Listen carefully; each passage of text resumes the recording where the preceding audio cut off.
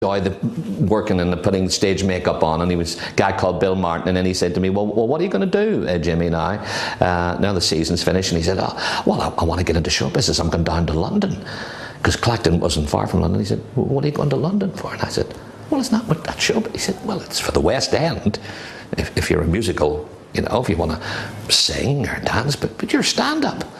You want to go, the clubs are in the north, and they were in the late 60s.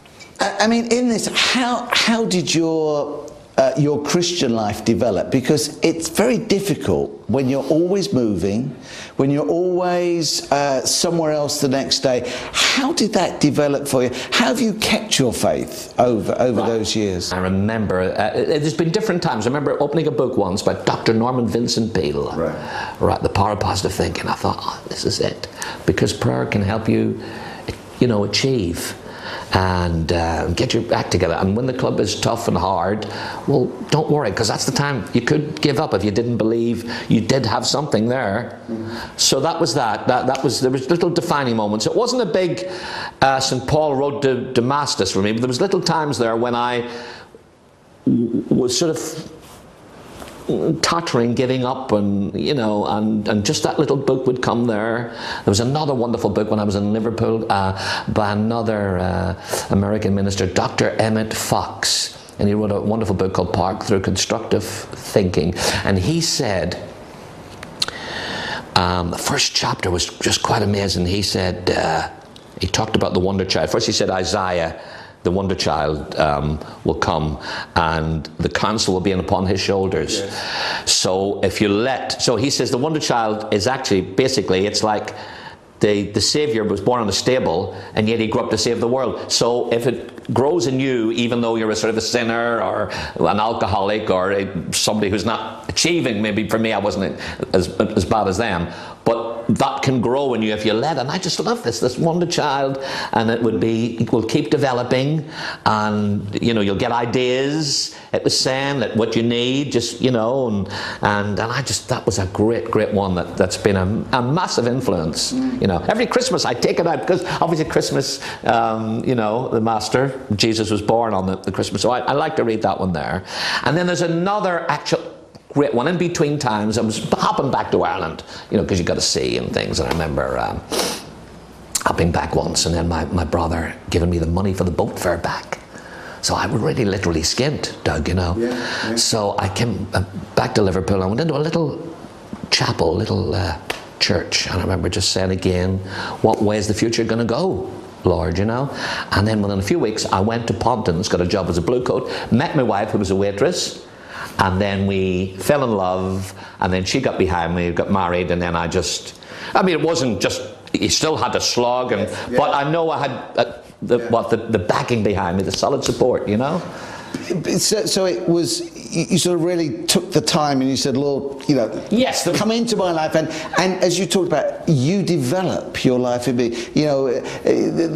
that spiritual life within me will develop and move me on and through. And do you feel the Lord has led you in the way you are? I would never have ever achieved. Never. Doug, in every way, and to have a happy family as well, to have a solid family, because then once you get that little bit of success, then the temptations are there. That's right. They're waiting for you. And let's face it, in show business today, to have a successful marriage is a miracle, and to have a solid marriage is a miracle, because so many marriages are breaking up, and there must be far more temptations, in that sense, when you're famous and people want to know you and want to give themselves to you. It must be so many temptations around, and for God to keep you in that relationship. Keep your feet on the ground. That's the great trick too. Do you know the one thing I'm disappointed, Jimmy? You haven't got your wellies and your funny hat on. Now, where did that come from?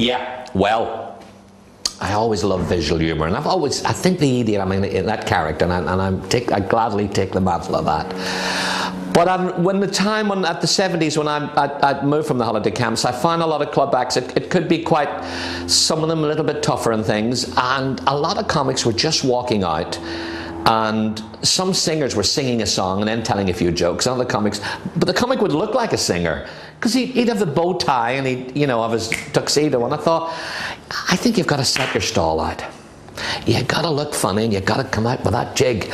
And I was completely, endorsed this, in my opinion, when I saw a comedian on the northeast of England, a Geordie comedian called Bobby Thompson, and he came out with a cap pulled like that, a pair of long, cut-off trousers, a pair of boots, and he came onto the Bladen races, da da da da da da da.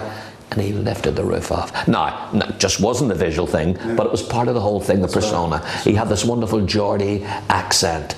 And it was, you would have been hard put to make out everything he said, but all you knew that he was lifting the roof off, you know. And he was very gracious to me, actually. I was on that show starting, it just come from the holiday camps. I was quite nervous. And he actually gave me a lift home. I didn't even have a car.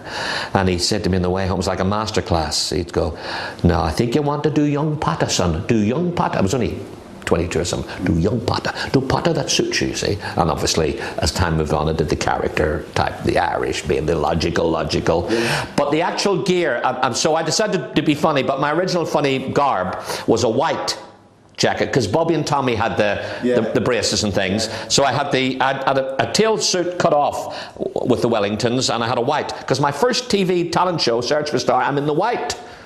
I must put this up on YouTube. So many things remind me of this. Yeah.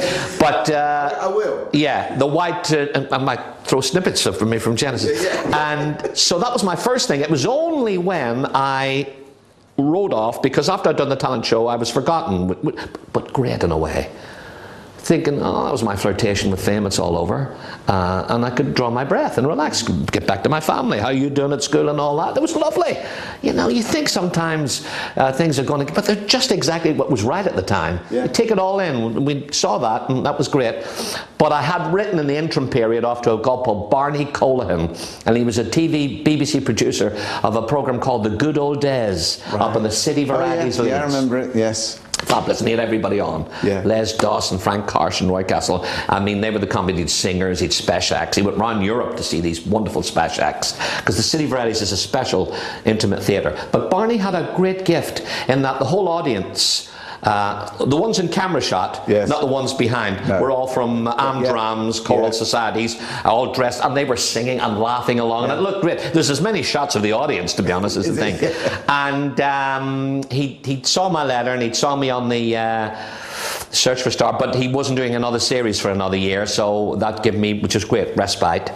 And then when I went on that, it was actually a bigger break for me than the actual talent thing, because it was 2 days before Christmas or something, and just a wonderful. And in those times, early 80s, there was only a few channels, so a lot of people did, be it by default, a lot of times there's nothing else, but bring it on, you know, that's default, bring it on. And that was a great one for me. Are there every time, Jimmy, when, because of what's happening in your life, you don't just feel funny, but you've still got to go on stage and be funny? How do you cope if that does happen? Well, with my hand on my heart, Doug, well, yeah, even now I'm pondering on this. Yes. There has been. When my elder brother, I'd heard the news, it was a Sunday morning, about 4 years ago in June, that he'd passed away, and we were on our way to Bournemouth, actually here. We were on our way to it was Norman Wisdom's 90th birthday, it was a lunch for him, so I was going to do something there, and then that night I was going to do a show at the Pier, and well, I just cried like a baby, basically, because my father died. My brother was just such a massive inspiration. My brother was like a sort of a poet at home in Northern Ireland, and we were in a tough area, the Falls Road, and he was a pub owner, and IRA, Provost, the guys would want to take over the bar, and he was the most bravest guy I've ever known. He just wouldn't let them do it. But he talked them out of it. He was a gift of the gab. And deep inside, there was a book he wanted to write. And so when he actually sold the pub, funny enough, when the troubles ceased, he actually wrote a journalistic column for the local newspaper, the Andersonstown News. He wrote about Gaelic football, he wrote about horses, and he would write the odd article about, he was a great cinematic anorak with John Ford movies and